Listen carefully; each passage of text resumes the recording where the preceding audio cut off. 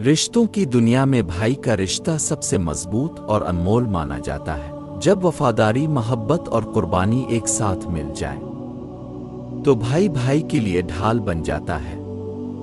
یہ کہانی دو بھائیوں کی ایسی سچی محبت اور لازوال وفاداری کی ہے جو زمانے کے ہر امتحان میں کھری اتری اور دنیا کے لیے ایک مثال بن گئی۔ کہانی دو بھائیوں کی وفاداری۔ کس گاؤں میں دو بھائی رہتے تھے، احمد اور سلیم۔ ان کے ماں باپ بچپن میں ہی وفات پا گئے تھے اور دونوں نے ایک دوسرے کا سہارا بن کر زندگی گزاری تھی۔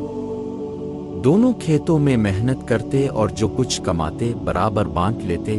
وقت گزرتا گیا، احمد کی شادی ہو گئی جبکہ سلیم ابھی غیر شادی شدہ تھا۔ احمد کے گھر میں بچے بھی پیدا ہو گئے۔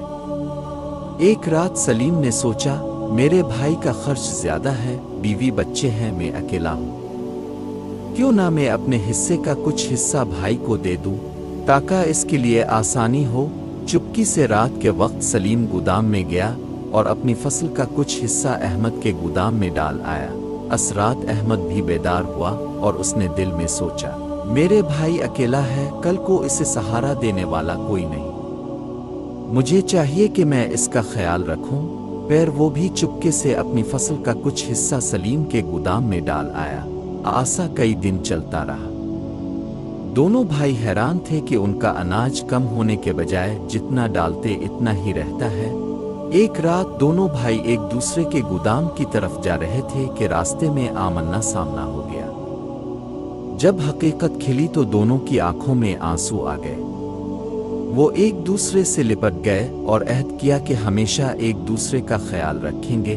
دیکھ کر گاؤں والوں نے کہا، یہ محبت اور وفاداری کی سب سے خوبصورت مثال ہے۔ یہ کہانی ہمیں سکھاتی ہے کہ سچی محبت اور بھائی چارے میں خود غرضی کی کوئی جگہ نہیں ہوتی۔ جب انسان دوسروں کا خیال رکھتا ہے اور بے لوث محبت کرتا ہے تو اس کے بدلے میں بھی محبت اور خوشیاں ملتی ہیں۔ اصل خوشی دوسروں کی مدد کرنے میں ہے، خاص طور پر اپنے قریبی رشتوں میں۔